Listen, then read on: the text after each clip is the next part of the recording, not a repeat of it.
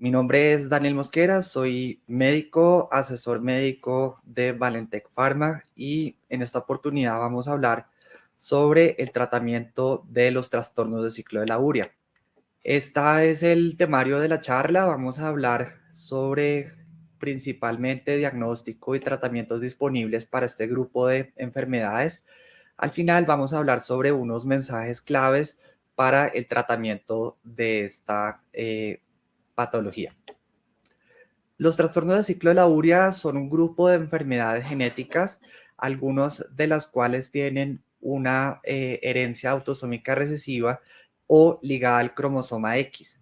Son un grupo de enfermedades metabólicas cuyo alteración genética es la causante de un desorden en el que se acumula amonio en el sistema nervioso central, lo cual es el principal factor desencadenante de los síntomas y lesiones a nivel orgánico.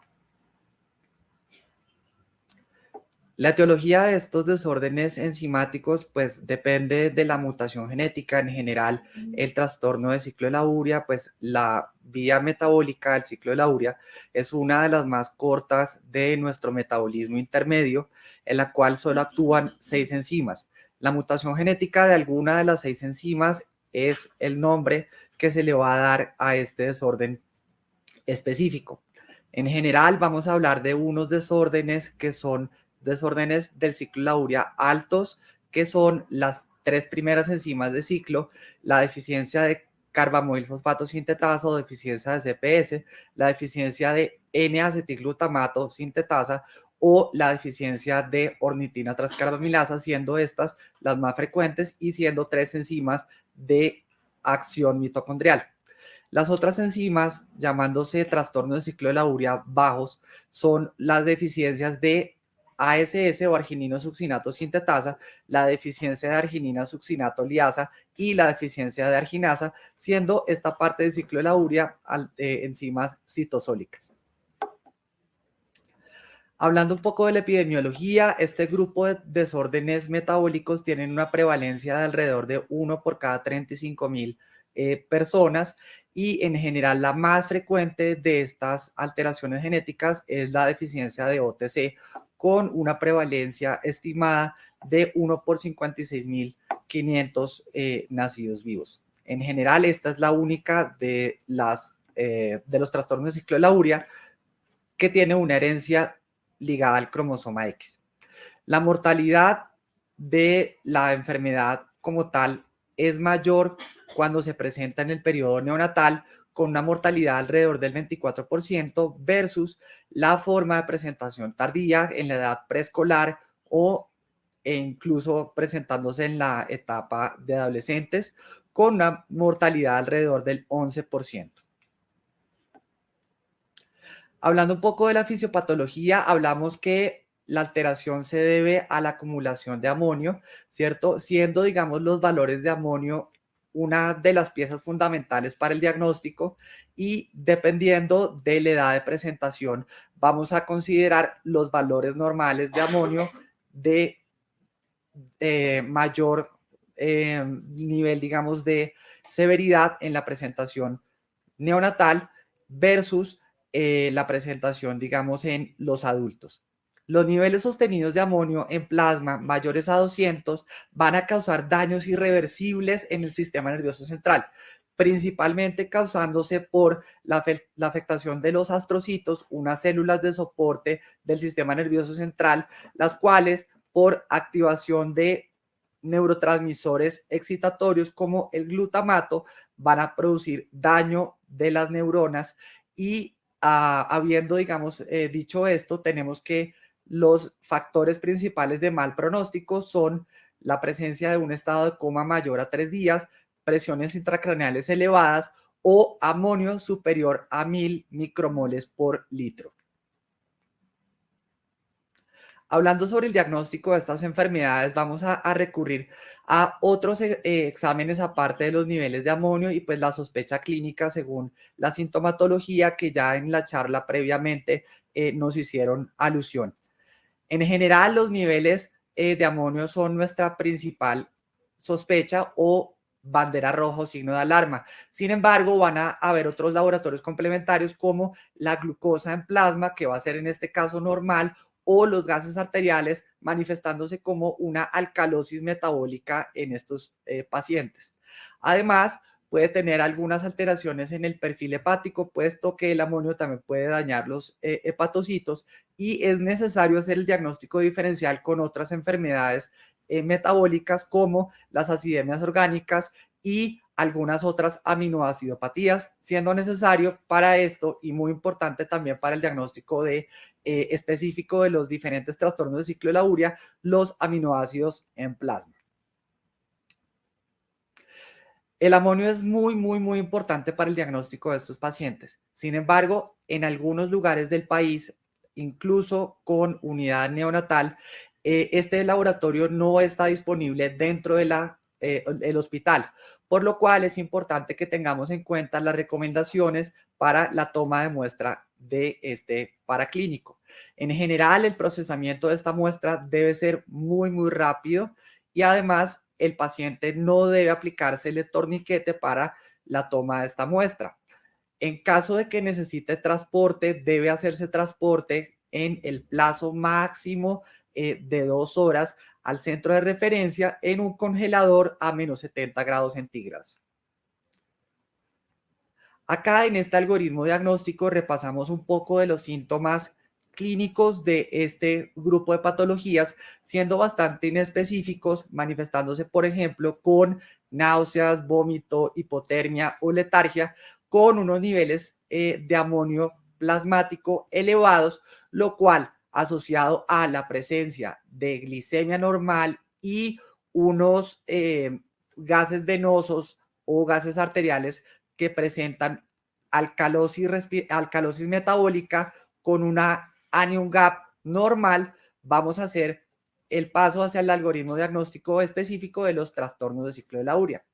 Para poder hacer el diagnóstico específico de estos desórdenes, sí vamos a requerir los aminoácidos en plasma. Sin embargo, no debemos retrasar el tratamiento de estos pacientes esperando este tipo de paraclínicos. En este caso, el diagnóstico de estas patologías con una arginina y citrulina disminuidas nos van a hacer pensar en dos tipos de deficiencia. Una que es la deficiencia de NAX y la deficiencia de OTC, a lo cual nos va a hacer el diagnóstico diferencial el ácido urótico. El ácido urótico en la deficiencia de ornitina transcarbamilasa va a estar bastante aumentado. En el caso del aumento de citrulina en los aminoácidos en plasma, vamos a pensar en dos patologías que son la deficiencia de ASL y ASS, y cuando presenta una arginina aumentada, vamos a pensar en la deficiencia de arginasa. Lo que les menciono es de suma importancia, por esto mismo no debe retrasar el manejo de estos pacientes o el inicio precoz del tratamiento por esperar los paraclínicos de aminoácidos en plasma, entre otros. Ahora sí hablemos un poco más sobre el tratamiento de esta patología.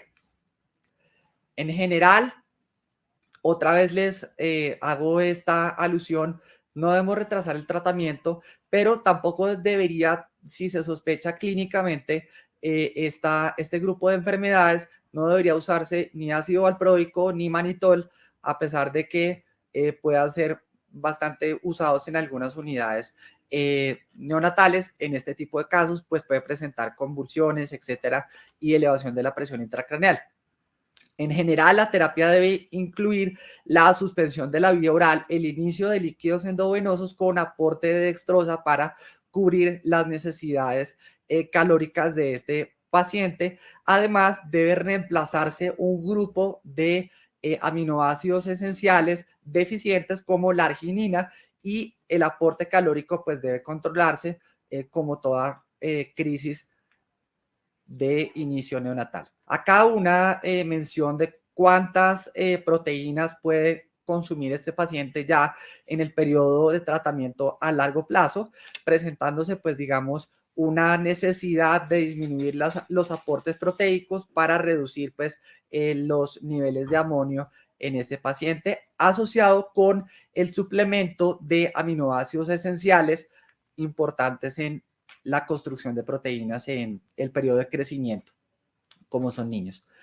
En este caso, pues la suplencia de arginina es muy importante y en algunos casos severos puede usarse asociado el uso de citrulina y sobre todo en la citrulinemia, uno de los trastornos del ciclo de la urea. Los eliminadores de amonio son el tratamiento de elección cuando sospechamos trastorno de ciclo de la urea por presencia de niveles de amonio significativamente elevados, mayores a 200. En este caso, cuando presenta niveles de amonio mayores a 200, es necesario que asociemos al tratamiento pues hemodiálisis o diálisis peritoneal porque puede producir pues una alteración significativa y no reversible de el sistema nervioso central por lesión, como veíamos, de los astrocitos.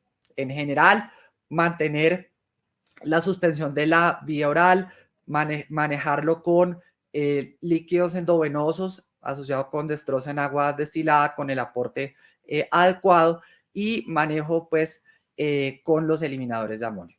Hablando un poco de este grupo de tratamientos, vamos a tener que hacer también un seguimiento de esos pacientes y un tratamiento a largo plazo. El control metabólico de este grupo de enfermedades y este grupo de pacientes va a ser importante para que mantengan un crecimiento normal a pesar de las restricciones en la dieta que van a ser necesarias para tratar a estos niños. En general, el crecimiento y desarrollo normal se puede completar asociado con las restricciones y la suplementación de aminoácidos esenciales. ¿Cuáles son los tratamientos eliminadores de amonio disponibles a nivel mundial? En general, pues está, por ejemplo, el benzoato de sodio, que en nuestro país es una fórmula magistral. También está el glicerol fenilbutirato y muy importante, el que más tiene, digamos, evidencia es el fenilbutirato de sodio, el cual debe, pues, darse al paciente en unos gránulos que vamos a hablar. Feurane es una marca con registro sanitario INVIMA, acá lo vemos, el registro sanitario, y es el que tiene, digamos, mayor evidencia científica o mayor soporte a nivel mundial. El mecanismo de acción, en el caso, por ejemplo, de otro eliminador de amonio como el ácido carglúmico, pues va a ser, digamos, a nivel de la parte inicial del ciclo de la urea, ¿sí? En donde por eso va a ser útil para la deficiencia de NACS y algunas acidemias orgánicas, ¿cierto? El benzoato de sodio también va a ser, digamos, un loop de la vía metabólica, ¿cierto? Permitiendo la eliminación a través de la acetilación de fenilacetato a fenilacetilglutamina, eliminando, digamos, la urea. Y importante también, digamos, el fenilbutirato de sodio, el cual también va a ser como un loop de la vía metabólica, volviéndose fenilacetato, es un profármaco, el cual, digamos, va a evitar, digamos, el bloqueo metabólico que se presente por la mutación genética o la deficiencia enzimática, y a través de la eliminación de fenilacetilglutamina va a permitir eliminar el amonio, pues que está elevado en plasma. ¿Cuáles son las indicaciones terapéuticas del fenilbutirato de sodio? Está indicado para tratamiento de trastornos del ciclo de la urea, específicamente para tratamiento de largo plazo de la deficiencia de CPS, OTC y ASS en las formas tanto de presentación neonatal como las formas de presentación tardías.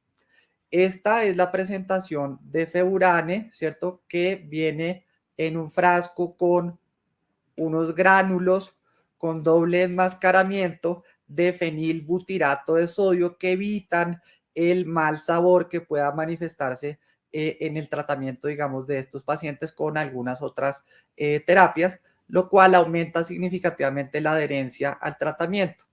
Además, pues tiene una cucharita para la dosificación que permite una fácil administración y mejor adherencia, y podemos tratar pacientes tanto de menos de 20 kilogramos como de más de 20 kilogramos. Cada gránulo de Feburane contiene 174, 84 gramos de fenilbutirato de sodio. A algunos les va a parecer que es difícil el cálculo de la dosis de estos pacientes. Para esto hemos diseñado herramientas que permiten la facilidad del cálculo de la dosis, pero es importante resaltar que el doble enmascaramiento con un centro, un núcleo de azúcar y recubrimiento del principio de activo permite que haya mayor adherencia asociada pues a un bajo número de efectos adversos que puede presentarse, digamos, con otros tratamientos, y pues ha demostrado su seguridad en múltiples estudios clínicos que permiten la recomendación. En general, lo que referimos, pues el fenilbutirato de sodio disminuye las crisis de hiperamonemia, ¿cierto? Durante el tratamiento, digamos, en este estudio clínico se manifestaron menos crisis de hiperamonemia, además una mayor adherencia, menos efectos adversos, alta efectividad y mejoría de la calidad de vida.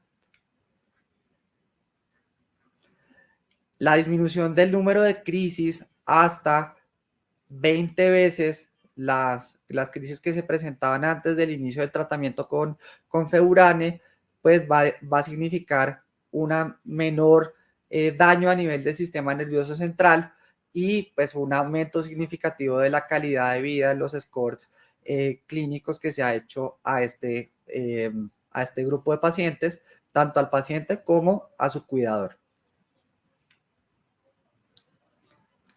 Como les mencionaba, el cálculo de la dosis puede algunas veces ser un poco complejo, pero hemos diseñado una calculadora de dosis de Feburane, lo cual, ajustado al peso del paciente, la dosis deseada, acá ponemos entre este rango de dosis de 450 a 600 miligramos kilogramo día en pacientes de menos de 20 kilos, o entre 9.9 y 13 gramos por metro de superficie corporal en pacientes de más de 20 kilos, y nos va a calcular la dosis y la prescripción para el tratamiento de 1 o de 3 meses. En general, el fenilbutirato de sodio, pues además tiene la ventaja de que el costo es significativamente menor comparado con otras opciones de tratamiento disponibles en el mercado, lo cual, pues además asociado a la alta calidad y a que tiene su registro sanitario INVIMA, pues nos da seguridad al tratar este grupo de pacientes. Los mensajes claves, finalmente, ¿cuáles son? El fenilbutirato de sodio, pues, tiene una solución efectiva para los trastornos de ciclo de la urea, permite una alta adherencia, menos crisis de hiperamonemia, menos efectos adversos, tiene una alta calidad y efectividad, además tiene registro sanitario a un menor costo, lo cual pues para el sistema es benéfico y pues permite el fácil acceso de los pacientes al tratamiento de los trastornos de ciclo de la urea. Quedo atento a las preguntas. Estos son mis datos de contacto y agradezco su tiempo y su atención.